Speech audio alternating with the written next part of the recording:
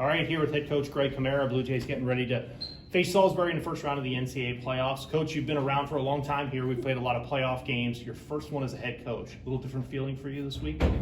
No, I mean, I think the playoffs are exciting no matter what, as a player, assistant, or head coach, and just really excited for the opportunity.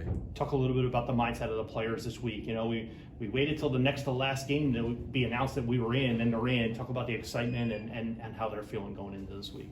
Yeah, it felt like a really long selection show, but when our name got announced, the guys were super excited and just happy again to be with each other for an extra week. And again, Salisbury's a great team. We're excited for the challenge ahead.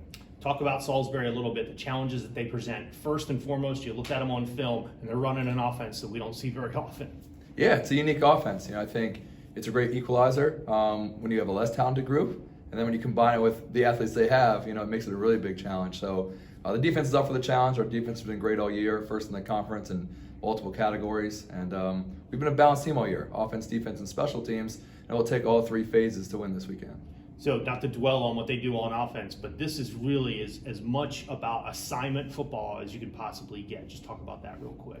Yeah, I mean, I think defense is always like that. You know, you have to do your 1/11th, right? And our guys were saying, you know, it's 0.0909 repeating percent of what you have to do in every play.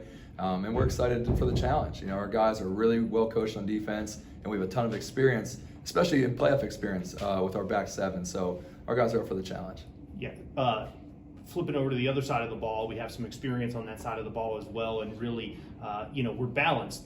But the true knowns are the guys on the outside, and that starts with Wellman and Hughley. Just talk about that receiving core, and of course Quinn Revere emerging this year as well. Yeah, it's a special group. When you have three receivers over 60 catches each, and I think all over 800 yards at this point in the season, it's tough to stop. You can't focus in and dial in on one guy or change your secondary, you know, based on one player. So when you can attack from multiple angles, you know, it gives the quarterback a lot of options, and it makes the defense kind of play on their heels. So those guys have done a great job all year, and we'll need them to play well this weekend.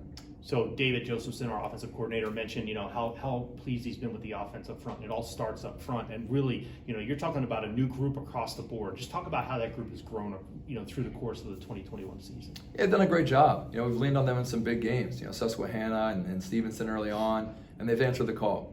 You know, J.R. Woods, a unanimous first-team all-conference player, has really stepped up. Garrett Brophy, a freshman, has stepped into a starting role, and then everyone else who's come back with some experience has also, you know, gotten better weekly. So great group overall, and we can play 5, 6, 7, 8 guys up front and feel confident. So it's a good problem to have with multiple players. This is going to be a tough question. Last one, though. Finish my sentence. Johns Hopkins will be successful this week if we start fast. You know, I think when you play a team like Salisbury wants to hold on the ball and kind of dictate what they do, you got to get up on them fast and kind of, you know, change the flow of the game. So I think, you know, if we're playing well in the first quarter, it should be okay. Great. Thank you very much, Coach. Good luck. Thank you, Ernie.